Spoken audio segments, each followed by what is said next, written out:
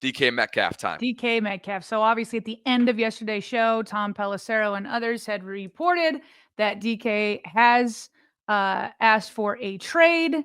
And we don't need to guess, Bobby. We don't need to guess and wonder and pontificate about how Lamar Jackson may feel about one DK Metcalf, because a few years ago, April 3rd, 2022 to be exact, a Ravens fan had put out one of those photoshopped photos of DK with Lamar, both in Ravens uniforms. And boy, does it look good. It sure does. It sure would be nice to look at Lamar and DK Metcalf on the same field. And so this fan, tweets that out and says, how would you all feel about bringing in DK Metcalf? Personally, I would love it. The more weapons for Lamar, the better. Well, Lamar replies to that and he tags DK. And he says, slide with the rocket ship emoji. He says, we got them guys, but you can slide too. We welcome everyone here with open arms. You definitely one of them.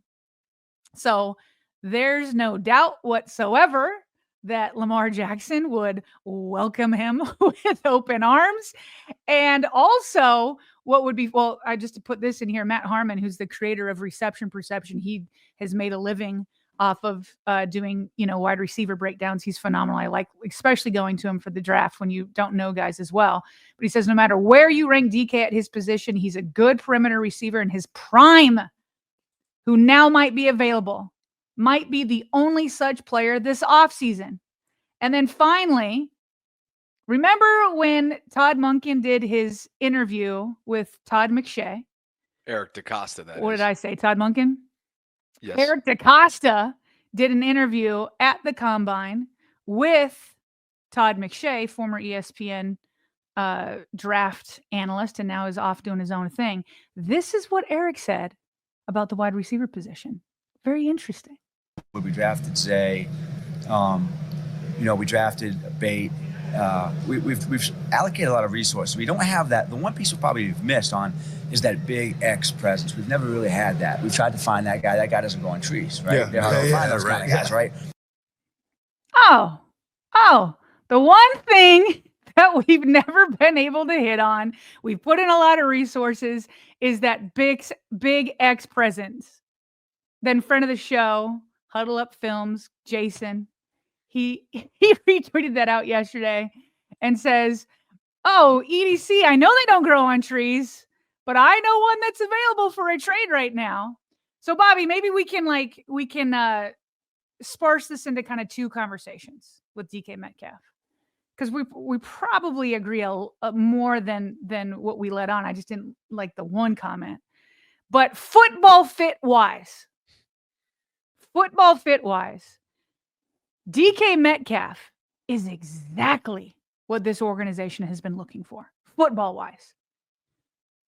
Eric just said it. They don't grow on trees. We haven't been able to hit on that big X wide receiver. He's very happy with Zay. He's very happy with Rashad. He's happy with the pick of Hollywood Brown, even though he didn't stick around. He thought, he nailed that pick. And he has been able to turn around the narrative, which was true, that the Ravens can't draft wide receivers.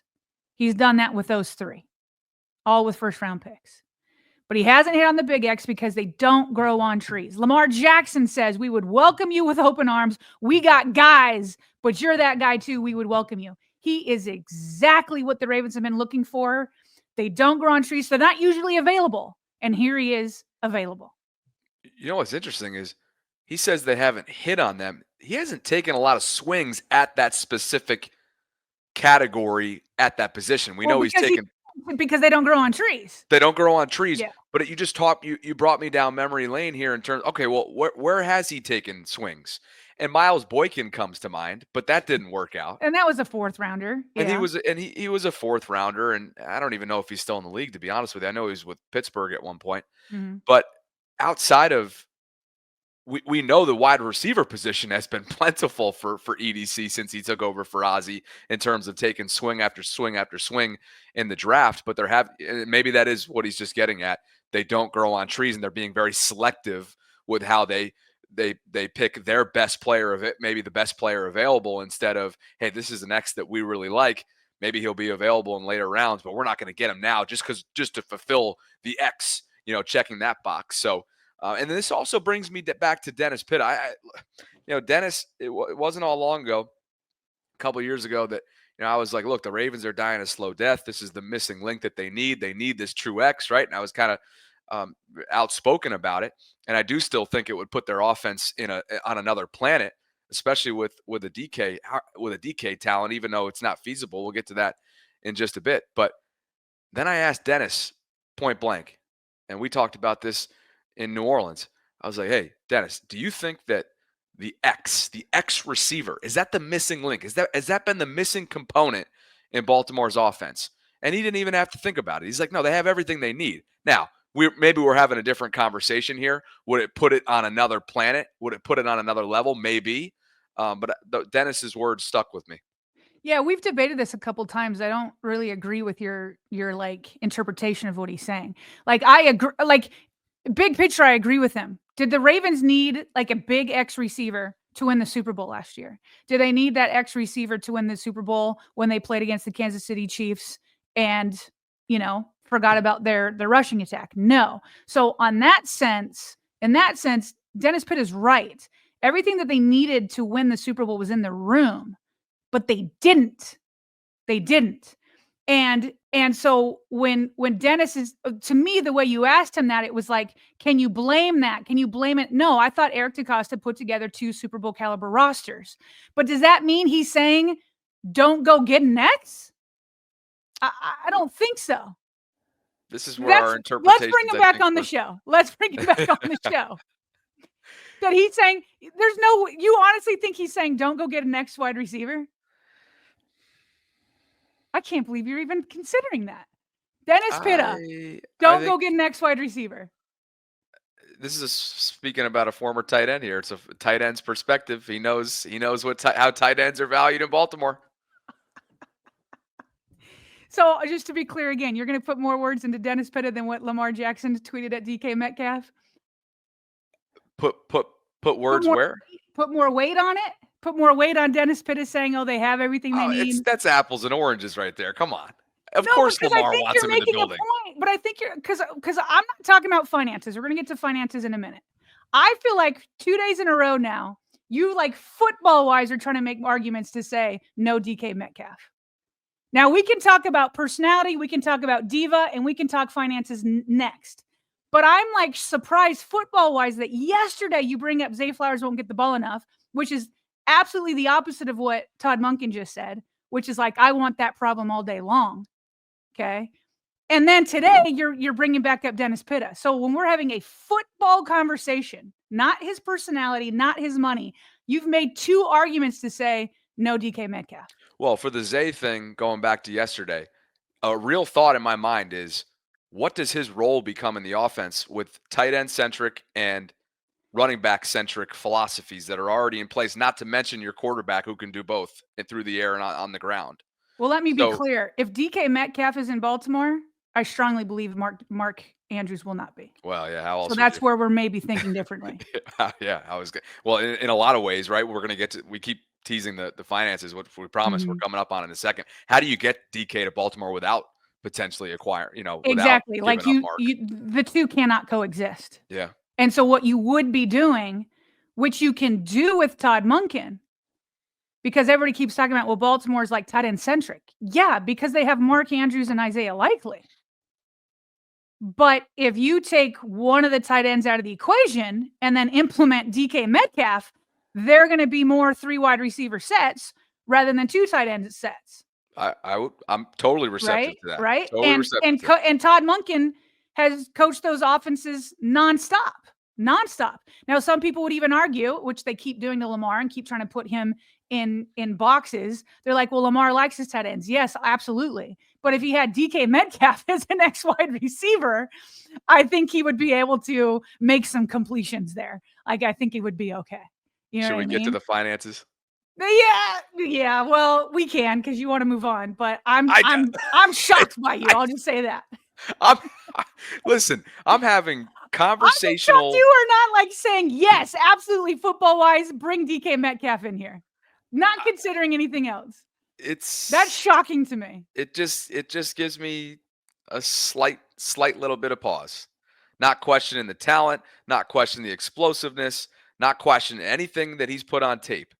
But in terms of how that would seamlessly transition in Baltimore, I just have certain questions Can based you on the just way they're built. explain it though? I guess that's my thing. Is I would love to hear. I'm trying to understand your concern about that. I have explained it.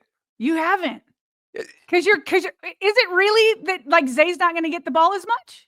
No, but you just went with, hey, in the event that Mark Andrews were to be traded in this potential, again, could be a fantasy land acquisition, then yes, of course, then it makes a lot of sense. But I'm under the impression that Mark is on this team next year. And so, you're talking about 2 star tight ends in Andrews and Likely. You're talking about 2 complementary wide receivers in Flowers and Bateman, not to mention a Hall of Fame running back and Lamar. They have what they need. Yeah, they do. They do. But it hasn't gotten them over the hump yet. Not so you yet, got to keep because tinkering. of execution. Because of a lack of execution last year, which DK Metcalf could potentially, we don't know, but Mark Andrews dropped the ball and he fumbled. Would DK Metcalf do that? Right? You just said because of execution. Is that not a big part of Mark Andrews? Is he not a big part of that? In January, unfortunately, yes. That was a big reason why they got knocked out. His fumble and then missing that ball. That doesn't excuse the other turnovers. Lamar had 2 turnovers in the first half, but Mark Andrews is a massive part of that. Now, again, we'll never know if DK Metcalf would do something different, but you got to tinker with it. But we would also never know if Mark's 11 touchdowns or whatever it was, which was a single best, would DK have been able to replicate that in Baltimore's offense and put them in that position in January? Maybe. DK healthy is going to have double-digit touchdowns if he's healthy all year. Maybe. Absolutely. Finances. Absolutely. I'm I explained it to you. You did. I now understand. I don't have an answer. I got your explanation now. Right. Now I understand it. Before I didn't. Now it's just you don't think the Ravens need him. To the finances. To the finances, which we probably will agree on. How can you not? How can you not agree on this, right? I love you, but you are not running my football team if I ever get one. You're unbelievable. Give us the finances.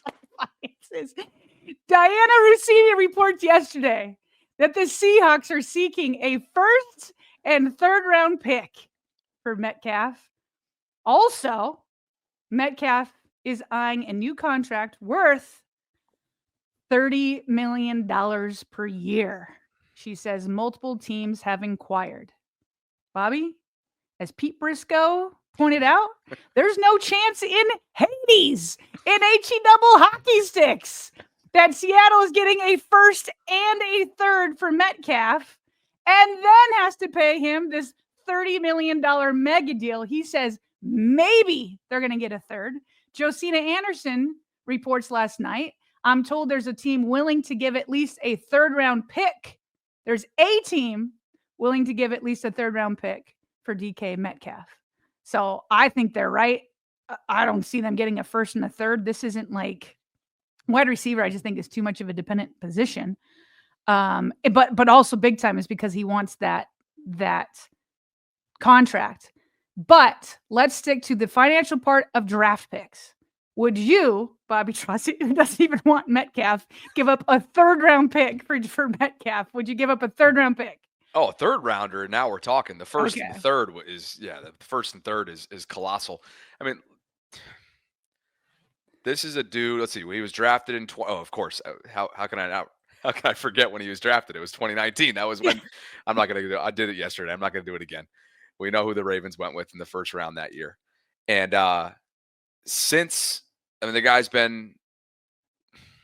he's put forth a lot of statistics, a lot of production in Seattle. He is coming off. He didn't get to that 1,000-yard mark in 15 games last year with Seattle. He hit 992, 66 receptions, but a 3rd rounder is obviously a lot more appetizing than a 1st and a 3rd, knowing that new contract would be on deck too. Yeah, we would both do that. I don't know what the Seattle Seahawks tight ends needs are. I probably should have looked that up. Who's their tight end right now? Can we look Yeah, that I'd up? have to look at their depth chart. I will right now. But to me, it'd be like Mark and maybe Mark and a later pick for DK could maybe be something. Something like that. But yes, I would give a 3rd round pick for DK Metcalf. Now, we're definitely having a problem with that $30 million contract. And that's where all the debates we've just had doesn't even matter, because they're not going to, the Ravens are not going to pay $30 million a year to DK Metcalf. And I don't know that he'll get that from anybody, but I think he'll get close. I think he'll get close. Noah Fant is Noah Fant. And AJ Barner, your 1st and 2nd string tight ends in Seattle. Yeah, and then if you're losing a big body like Metcalf, maybe you're becoming more of a 2 tight end set kind of a thing with Mark and Fant there. So, meanwhile, in terms of reports of who's interested, according to Ian Rappaport, the Texans, Patriots, and Chargers are 3 teams that he named. And then Ben, I want to say violin, but Volin, very well respected reporter for the Boston Globe, by the way. Yes. I'm just not as familiar with how to pronounce his name, but Ben Volin, he said one team to watch in the DK Metcalf trade sweepstakes, the Buffalo Bills. And over here, Fox NFL, they add on maybe the Raiders, Green Bay, and Cowboys. Point being, and the reason why I bring all 3 of these in here, nobody mentioned in the Ravens. Yeah. And I mean, as much as he would absolutely fit, in my opinion, with the Ravens and Lamar Jackson, that $30 million is just not going to happen. I've said this before and I'll say it again. The first time the Ravens give a big wide receiver contract to somebody is going to be somebody that they drafted. Yeah, I would agree with that. One of those mega deals. And by the way, there is a little bit of overlap there in that rap sheet report on teams. This kind of just brings us back to yesterday when we referred to Fowler's report on who might be interested in Davante Adams. And I believe the only of the one of these 3 that was also included in that report were the Chargers. Am I correct on that? I think it was the Chargers. So might be. I don't remember. So clearly, but just kind of all that I'm saying is Chargers look to be in the wide receiver market. Yes. You know, to somebody to complement with their rookie, Lad McConkey. And, you know, speaking of the market, it's starting to become pretty saturated here. This NFL Live graphic has listed out the notable wide receivers that are available in free agency or via trade. And so at the top of this list, of course, just as of yesterday, is the aforementioned DK Metcalf. Cooper Kupp would have to be via trade as well. Chris Godwin, Davante Adams, Stephon Diggs, Tyler Lockett, Amari Cooper, Christian Kirk, Hollywood Brown, Keenan Allen, Darius Slayton, and DeAndre Hopkins. So, Sarah, this is it's plentiful. It's plentiful. And here is Adam Schefter talking about the way GMs around the league are going to look at this, where DK is saying, I want $30 million, and the Seahawks are saying, I want a 1st and a 3rd. And so Adam Schefter is putting on his GM hat and how these guys will react to those requests.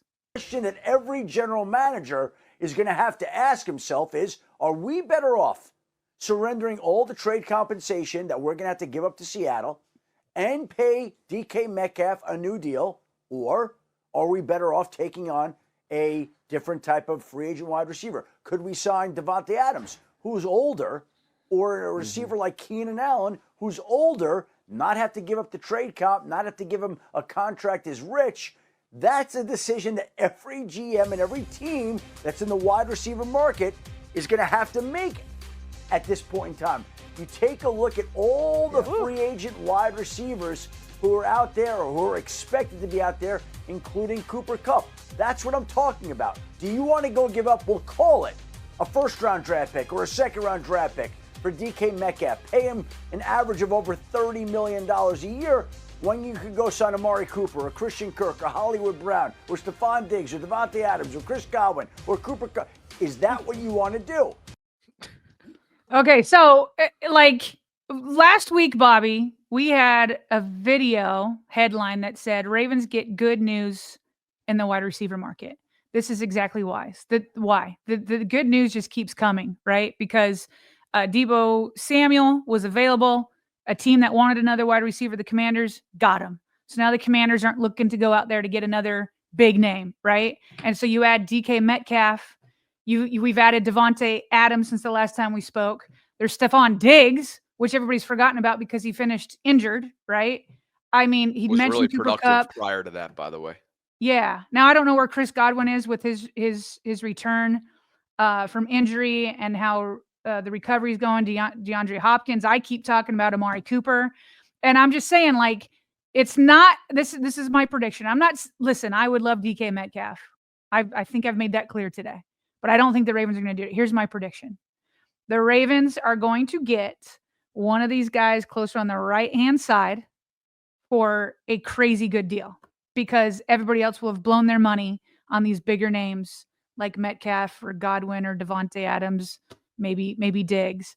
And they're going to find, because they need another veteran, if they do indeed say goodbye, which it looks like it's going to happen, if they say goodbye to Nelson Aguilar, they're going to want a veteran in the room. And there's plenty of guys on this list that fits that bill. And they're going to get an absolute bargain.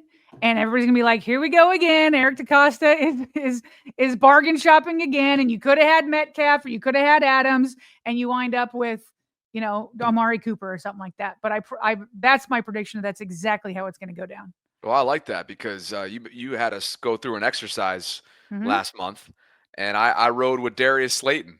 The New York Giant, who's set to hit free agency here, and I did it because of what you just outlined, kind of projecting that might be where the Ravens are in the market. And if teams that are desperate or that are cash heavy and ready to go roll up the Brinks truck for the left-hand side of this list, then maybe somebody falls in their lap. And I think that we're lockstep on that one. And hey, if you can bring in a Darius Slayton type, I think he gives you more than Nelson Aguilar has been able to give you the last 2 years. And I think that's an upgrade. And I think he pushes Bateman. I think that'd be a good fit.